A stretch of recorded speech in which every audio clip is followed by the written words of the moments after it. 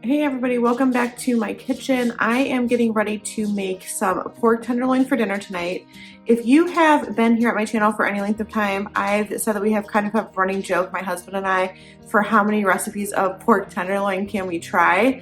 Ever since last year when I made my yaya's, which is my grandmother's pork tenderloin, that's like a family favorite recipe, we kind of really got into it. I said before, I'm really picky with meat, but with pork tenderloin, I love it. It doesn't have like too much of a porky taste to me, if that makes sense.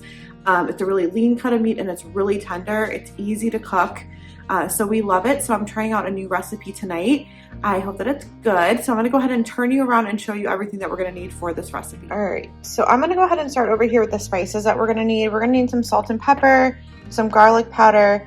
Now the recipe calls for thyme, oregano, and rosemary. I have thyme and oregano individually, but I don't have rosemary. So I'm just gonna go ahead and use Italian seasoning because it has all of those in there, plus a couple other herbs. So I'm just gonna use that. And then some paprika. And then obviously we're gonna need our pork tenderloin. Now most pork tenderloins come in a pack like this where there's 2 tenderloins in there. I am gonna make both of them. So I'm gonna show you that in just a minute. It also calls for beef broth. I just always use this better than bouillon. I started using this a few months ago. It's just a lot easier than keeping beef broth on hand for me. So that's what I'm gonna use. And then for like the glazed sauce ingredients, we're gonna need some Dijon mustard, some soy sauce, some maple syrup, and some garlic. All right, so I'm gonna go ahead and start out by preparing the spice herb mixture that's gonna go directly on the pork tenderloin. So for that, I'm gonna add in my Italian seasoning. Again, if you have each of the individual herbs, or you can customize this obviously, but you can do that, or you can do what I'm doing and just do the Italian seasoning. And then we're also going to need some paprika next. And then some garlic powder. Now, there are measurements in the recipe for salt and pepper, but I always just do that separate. I like to season the pork tenderloin itself with the salt and pepper so I can control how much is going on it based on the size of the pork tenderloin. But for everything else, I went ahead and measured it. Usually when I'm testing out a new recipe to see if I like it or not, I follow it like pretty much to a T just to see what I would tweak the next time or see how I like it. But with the exception of the salt and pepper, I'm just following the measurements in the recipe. So now I'm just gonna go ahead and give that a stir. And then we'll have this ready to go when we're ready to cook the pork tenderloin. That's another thing that I do. I try to prep everything ahead of time. Even when I'm not filming for YouTube, it just makes cooking a lot quicker and simpler if you take the time in the beginning to prep everything. So that way it's less stressful and you're not scrambling at the end. All right, so now I'm gonna prepare everything for the sauce that's gonna go on top. I'm just gonna start by mincing up some garlic. I just like to press down just gently with my knife so that way this will peel a lot easier. And then I'm just gonna mince this finely. You can use as much or as little garlic as you like. I am just doing the 3 cloves for this, but you can do as much or as little as you want. You could also do garlic powder if you wanted to, but whenever I'm able to, I like to use fresh garlic. And no judgment whatsoever. But if you mince your garlic fresh versus buying like the pre-minced garlic in a jar, it is such a different flavor. So if you haven't done so already, definitely give it a try. I know it can take just a minute or two to go ahead and mince it yourself, but it's definitely worth it. It tastes so much better. So again, no judgment, but if you haven't done it before on your own, I highly recommend just mincing your own garlic freshly. All right, so that is good. I'm gonna just go ahead and put that into my bowl here. I think I mentioned in my last video, like I'm really trying to get on camera more, and so I'm filming in a different style than I have before. And this like makes me feel like I'm on like a cooking show, and I always grew up love watching cooking shows and wanting my own. So for the audience of my dogs, this is Ashley's cooking show today. All right, so to the garlic, I'm gonna add a couple tablespoons of soy sauce. The recipe called for low sodium. I don't have any, so I'm just using regular soy sauce. I think that it's gonna be fine. And again, I can control the salt with how much salt I put on the pork tenderloin itself. And then I need a couple tablespoons of Dijon mustard. All right, and then we need some syrup, so I'm gonna use it to help push the rest of that mustard out. And you want to use like actual maple syrup for this. You don't want to use like an imitation breakfast syrup, because that's going to give it probably an off-putting taste. So I recommend regular maple syrup. And then I'm going to add in a little bit of pepper and just a touch of salt. Again, I don't have the low sodium soy sauce, so I'm just going to do a touch. And I'm just going to take a fork actually to kind of mix that together.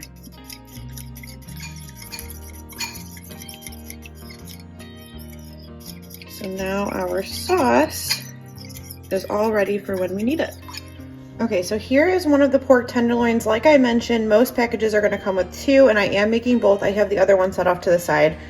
But if you're not familiar, pork tenderloin does come with what's called a silver skin on it.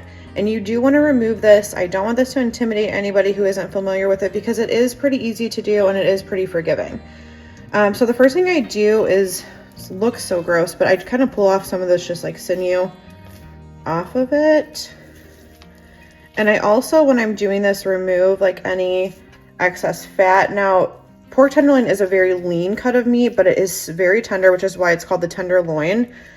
Don't make the mistake like I did one time and buy a pork loin. It's a completely different cut. It is not going to give you the same result. It needs to be cooked a different way. So you want pork tenderloin.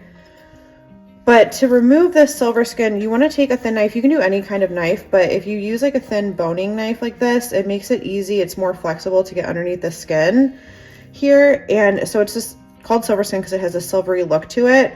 But I just take my knife and I try to stay as close to the top as possible. And I'm going to cut that through here. And then I'm going to just pick this up and slide my knife back. Now I have a smaller section here. Ideally, you could get a bigger piece, but again, that's okay. I'm going to go underneath here. And if it's easier, you can grab this with a paper towel like I showed with the ribs, and then you can start to pull it. But sometimes it'll leave some of that behind, so that's why I like to follow with my knife.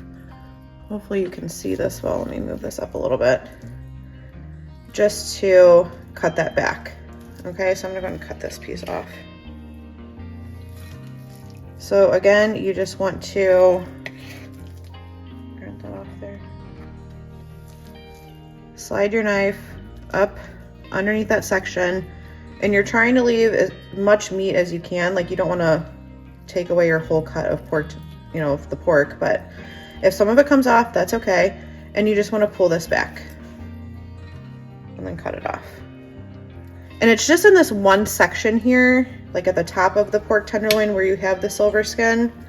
So even though it's a little bit of a pain, it does go by pretty quickly. And once you've done this before, it gets easier to do. Anything sinewy like this, I always remove it. I'm gonna end up cutting all this off here.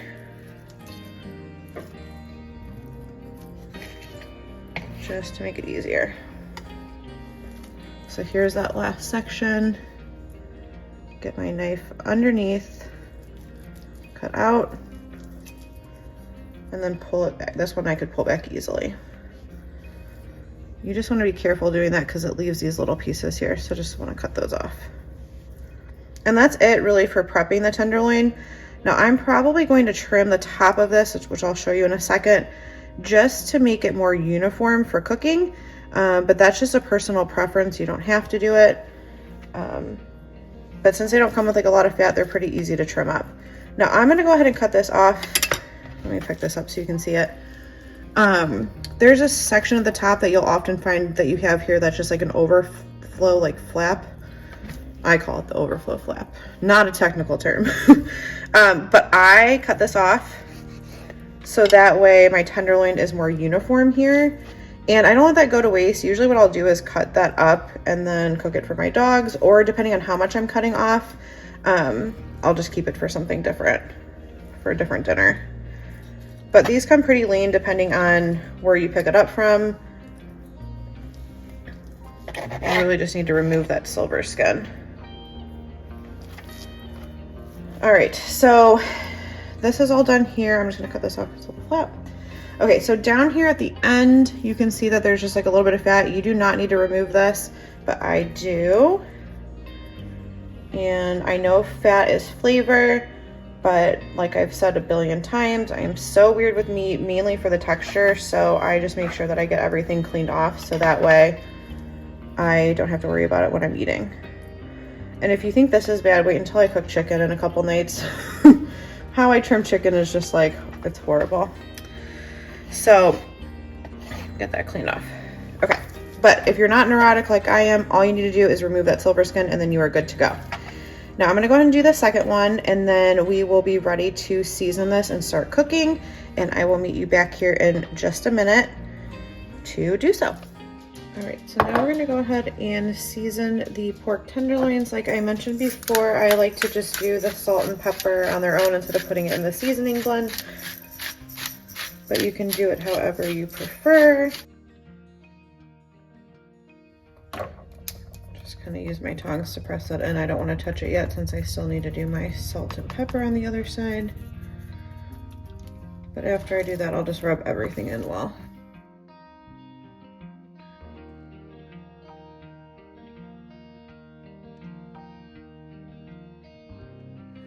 All right, so now that we have our pork seasoned, we're gonna go ahead and sear it in the pan. So I'm gonna flip this around to show you guys that part.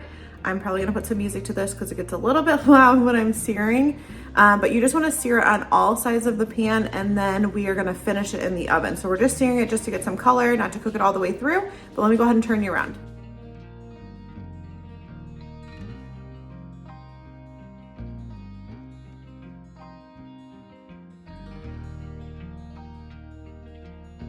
Okay, now that we seared the pork, I went ahead and removed it to a foil-lined baking sheet. If you have an oven-safe pan, you can just leave it in your pan. And I also decided to omit the beef broth in the recipe because this is how I normally cook pork tenderloin recipes that are similar to this, and I think it's gonna turn out better this way. So we're just gonna glaze it with about half of that glaze, and then it's gonna go into the 400-degree oven until it comes out to an internal temperature of 145 degrees.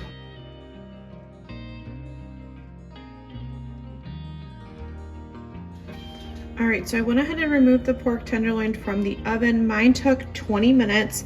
Halfway through cooking, I did go ahead and flip them over, and then I basted it with the other half of that sauce that we made. And then now I let it rest for a few minutes, and I'm gonna go ahead and slice it. So I just like to take it and cut it at a diagonal.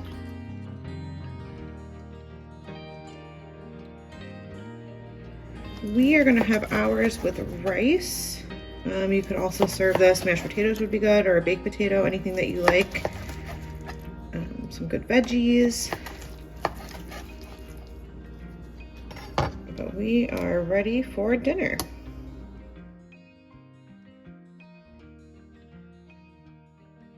Oh my gosh, you guys, this recipe is amazing. You have to give it a try. Sorry if you hear my dogs walking in the background, but it's perfect for this time of year. I love the maple flavor to it. And that mustard is just a great combination. But I'm also gonna link in the description box a link to the video that I mentioned in the beginning of this recipe where I did my Yaya's pork tenderloin. It is perfect for fall because it has like the apples and there's some apple cider in it. And I don't know, the combination of apple with the pork tenderloin is perfect on its own, but especially this time of year, it's a must try. So I'm also gonna link that down below.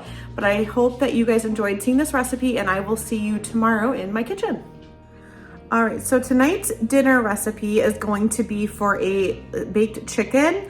It's pretty similar to the Caesar chicken bake, if you've ever made that. I know I've seen other people post it on YouTube. I've actually shared the recipe on my YouTube as well, which is really good, but it's similar because it uses sour cream. But instead of using Caesar dressing, use a couple different seasonings and then some different cheeses. And I'm really excited to give it a try. Very few ingredients, it looks delicious, and it's gonna be really easy to throw together. So let me go ahead and turn you around and show you what you're gonna need for this recipe. All right, so this is everything that we're gonna need for the chicken. Very few ingredients. For spices, I'm just gonna use some oregano, garlic powder, salt and pepper, a little bit of cornstarch, I'm assuming to thicken the sauce, some sour cream, Parmesan, and then it called for sliced mozzarella. I'm just gonna use shredded mozzarella that I already have on hand, and then of course some chicken breast. All right, so I'm just taking a small bowl. Now I am having this recipe, so I'm just I'm gonna use a half a cup of sour cream. And like always, I will have all of these recipes linked in the description box below, so if you want exact measurements, you have them. Some Parmesan cheese is gonna go in now. And then I'm gonna add the oregano, garlic powder, and the cornstarch.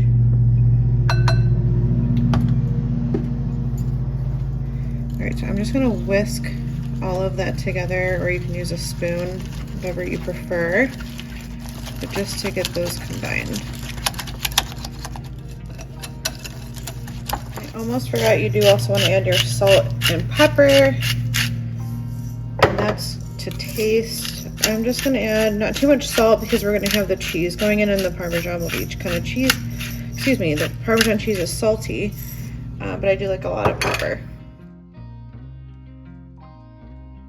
Okay, so I have made 2 chicken breasts here. I went ahead and put them in my 8x8 inch pan, and I did spray it with some nonstick cooking spray.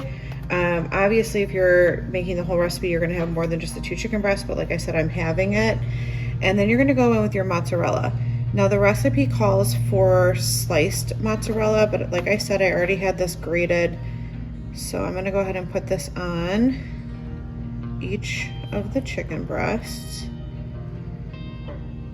And I am following the order in which it's stated to layer this, so we'll see how that turns out. Careful not to touch the chicken. Okay. Then I'm gonna go in with the sour cream mixture, and I'm just gonna dollop on each one and then try to spread this out. The oven is now preheated. I went ahead and preheated it to 375 degrees. I'm just gonna spread that out as best as I can. I'm not sure why it stated to put the mozzarella and then the sour cream mixture, because it obviously would be easier to spread this part on first. And it's kind of all mixing up, so that's okay though. This is going to melt down over that chicken. I am excited to try this recipe though, because I love the recipe for Caesar chicken that I've shared before, and I know a lot of people have shared here on YouTube. It's all over Pinterest, but that utilizes sour cream in it too, and it's just delicious. It makes the chicken really tender. So now that I have that, I'm just going to top it with some Parmesan cheese. You can do freshly grated. I'm just using it out of the shaky container. And then this is going to go into the oven until it is cooked all the way. Now the recipe said an hour. It depends on how many you're cooking and how thick your chicken is. Mine is on the thinner side, so I'm going to check it actually after about like 20 minutes since I just have the 2 breasts. And then I will meet you back here to show you how it turns out.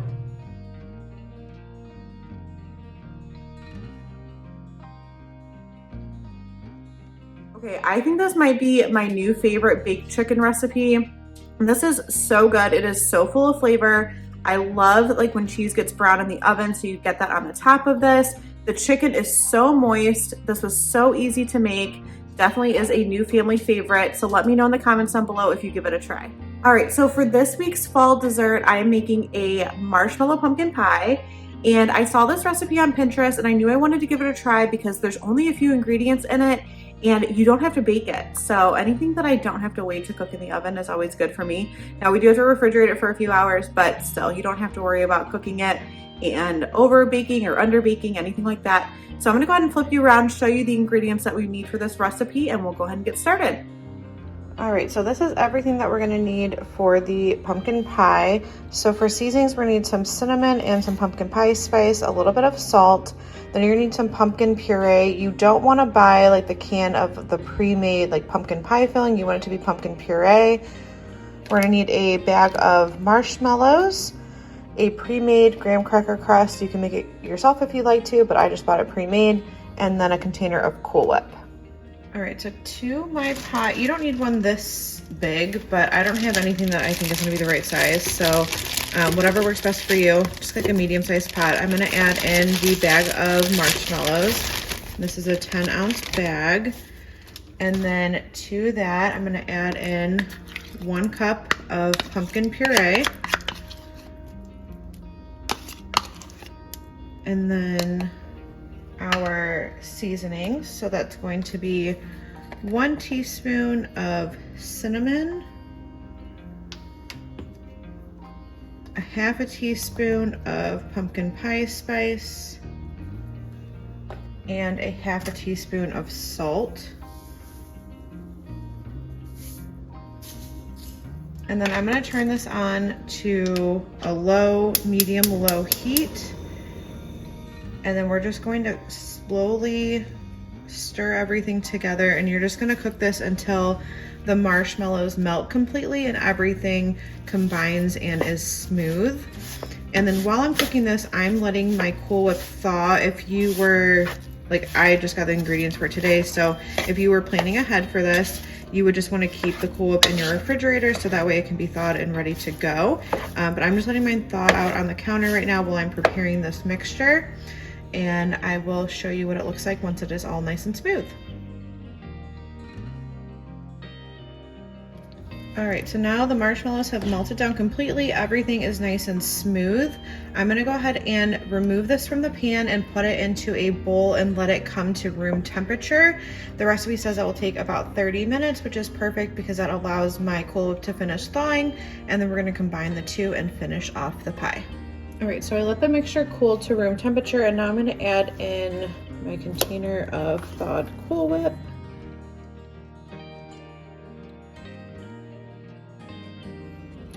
And then I'm just gonna start folding this in gently. Trying not to deflate the Cool Whip too much. But you want to mix it well so it's all combined.